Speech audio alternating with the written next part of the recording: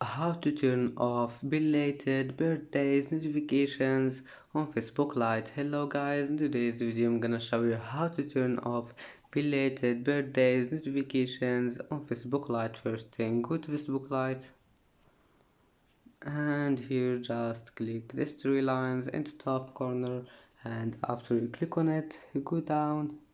Here you will find settings and then click notifications, and here just go down until you find the birthdays. Click on it and here you will find the belated birthdays. Just click on it if you want to turn it off.